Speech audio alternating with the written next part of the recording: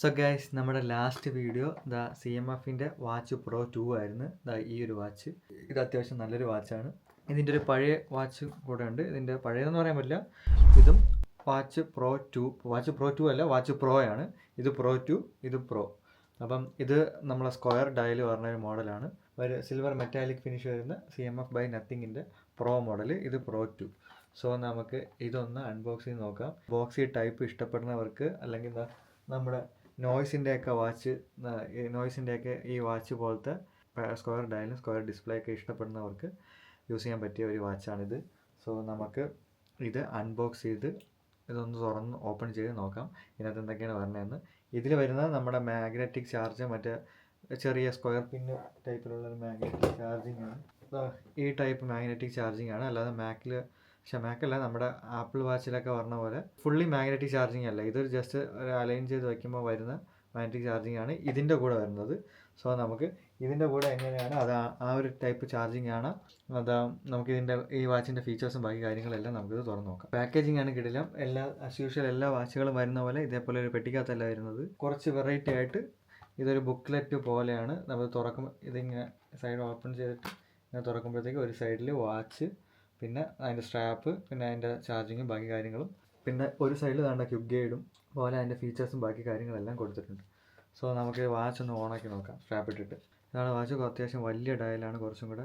So ഇതിനൊരു app വരുന്നുണ്ട്.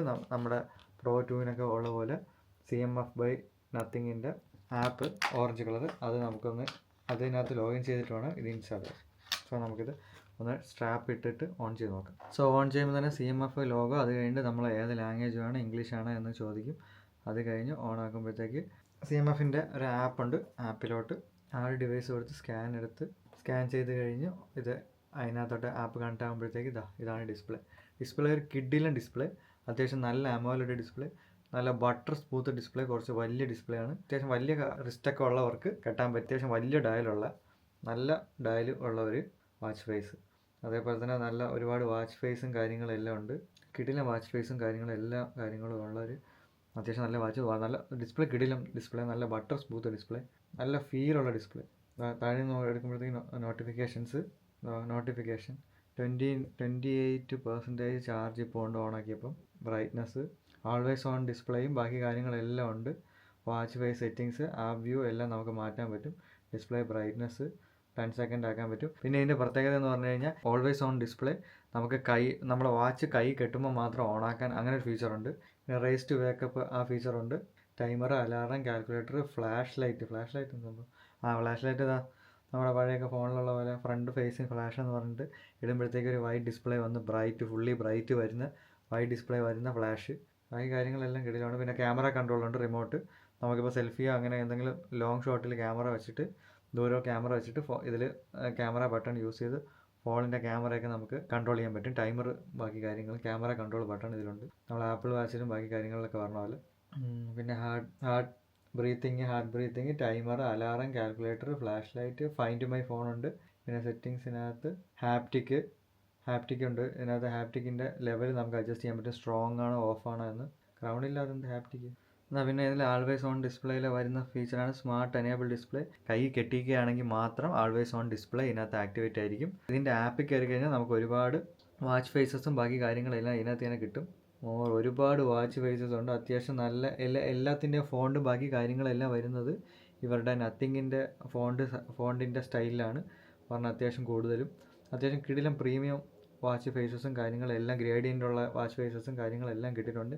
നമ്മുടെ നോയ്സിലൊക്കെ ഉള്ള പോലെ ഷവർ പോലെ നോയ്സിലും നമ്മളെ ഫ്രീ ബിറ്റും അങ്ങനെ ഒരുപാട് വാച്ചുകളിലൊക്കെ ഉള്ള പോലെ ഷവർ പോലെ വെച്ചിട്ടില്ല. ഇവരുടെ കസ്റ്റമൈസ്ഡ് കുറച്ച് ഫോണ്ട് യൂസ് ചെയ്തിട്ടുള്ള വാച്ച് ഫേസസാണ് ഇതിനകത്തുള്ളത്.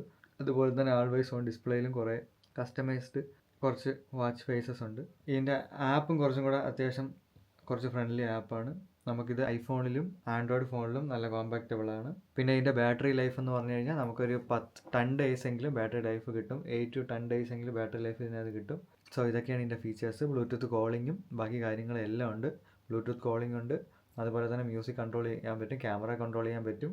പിന്നെ സ്പീക്കറുണ്ട്, മൈക്കുണ്ട്.